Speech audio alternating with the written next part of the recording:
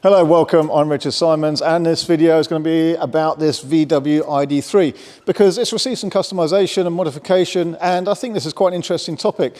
Electric cars to date, we've not seen a great deal of customization, enhancement, modifications. Seen a little bit with the Teslas though, the Model 3 performance for track modifications, suspension kits, brake enhancements and things like that. Model S, we've seen some body kits and customization, especially from the States, just starting to appear over here now. Some good, some not so good. Q overlay, Will.i.am's Tesla, dubious. Do you like that or not? Me, I don't. And the Model X is not really getting much of it. But one of the most common cars on the road has been the VW Golf, and that has been receiving lots of modifications over the years. VW seem to attract the customization circuit, and now the Golf is being replaced by the VW ID.3, an electric version of that car, basically. And this is where we're going to start seeing some enhancements, modifications, customizations coming through. This is what it's all about. Let me show you around this particular car.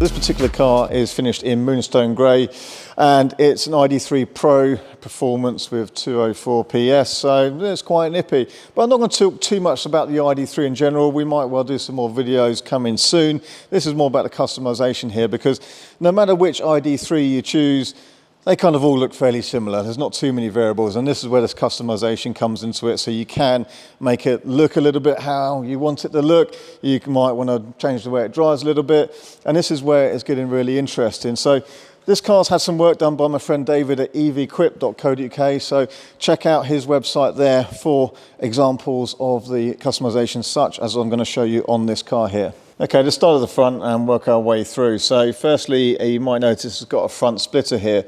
So this just simply attaches underneath, and there's a kit that comes from David, and actually comes with rivets, but it's best to put screws in. It actually has a number of screws that just go in along the bottom of the bumper, so it's quite easily reversed and you're not going to leave any lasting marks there. I'm not going to quote prices, by the way, in this video. That's down to David in case there has to be any adjustments over time.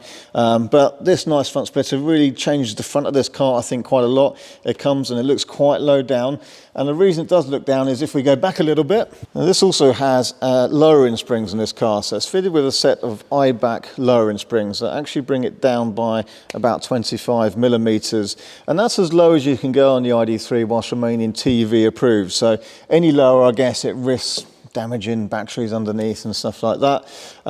So it just changes the stance a little bit. It looks lower and it improves the handling. Now you may recognize this car. It was on the front cover of, I think it was Auto Car magazine, and myself along with David and a number of other friends took part in the first ever EV only track day. And that was great fun. We've got a separate video about that on our channel, and we'll try and put a link to that in the description below. But the lowered springs do improve the handling. At the cost of ride, well, we don't think it's too bad, but I'm going to take this for a drive in a minute.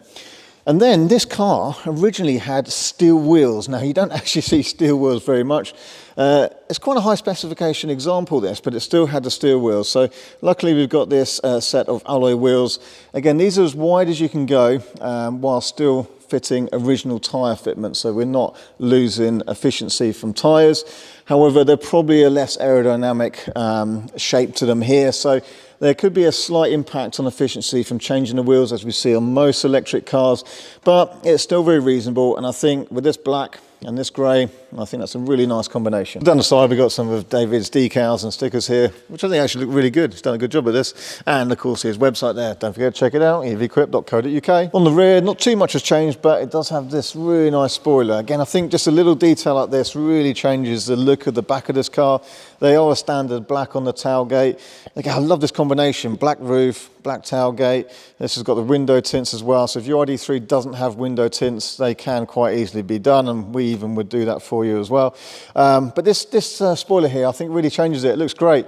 Little cutout section here, and it's really simple. It basically just sticks on, and it looks like a factory fitment though. So yeah, nice little easy mod. Got some rubber boot liner floor mats, perfect for protecting the original carpet. And that, of course, will help protect its resale value so that you don't ruin the carpet and make the car cheaper. Yep. And he's added a nice one-piece rare carpet mat as well. Just in case you didn't know what a carpet mat looks like, there it is in one piece. And that looks good as well. Let's do that again. And some nice front carpet mats to match as well with the grey edging, just to suit the car. One of the most popular things we do to the inside of a Tesla Model 3 is replace that wooden dashboard with an Alcantara wrap dashboard. The VW ID.3 has these black shiny bits of plastic on the centre console and on the door cards, and they tend to look a bit fingerprinty, a bit greasy, they can get scratched. And actually, we offer an Alcantara solution to this. So replacing this black glossy bit with Alcantara. Let's get a picture of that and overlay that right now. So let's take this car out for a drive. I'm always a bit skeptical with, you know, suspension changes. Obviously manufacturers spend millions, but they have to get a balance of different roads, different countries and everyone's tastes. And the VW Golf type cars, you know, really this is a replacement for the Golf, isn't it? So it has to be a bit of everything, you know, it has to be just an all-round package that's sensible for everything.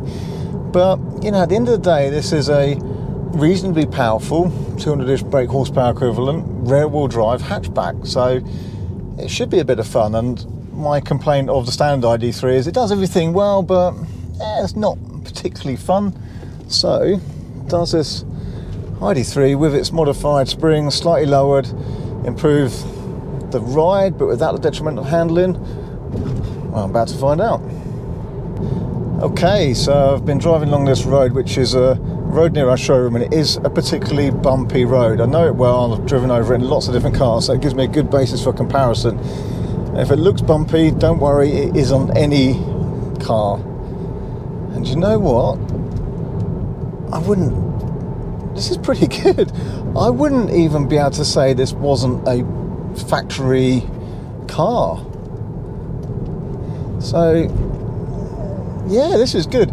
You know, if you picture an ID.3 GTi, I think this is what we've got. So, it's a tad firmer than a standard one, but the standard one's fairly soft, and this is not bouncy or hard.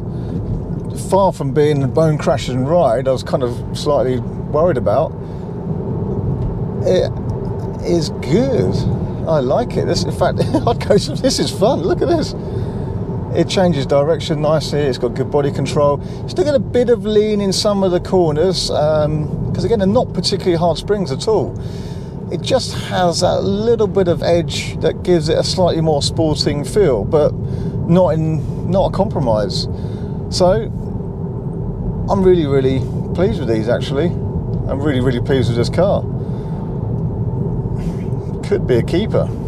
So there we are. I think that's a pretty good, sexy VW ID.3. A few simple modifications which can be done yourself or with a suspension, just at a local garage, all quite straightforward stuff. And I think it makes it just stand out from the crowd.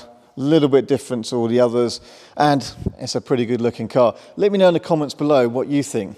Like or no like? What would you like to see on other electric cars? What other customization would you like to see on the VW ID.3? I'd be really interested to see your feedback. It's something that's emerging more and more in the electric car market. Thank you once again to David from EV Quip for letting me poke around this car.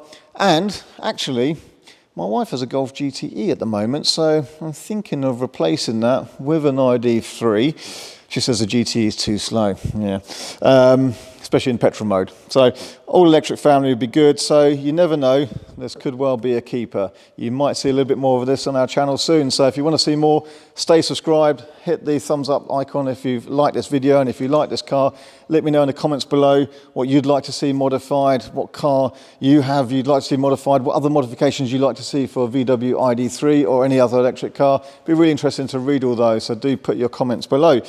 Thank you for watching, appreciate that. Don't forget to follow us on all the social media pages as well.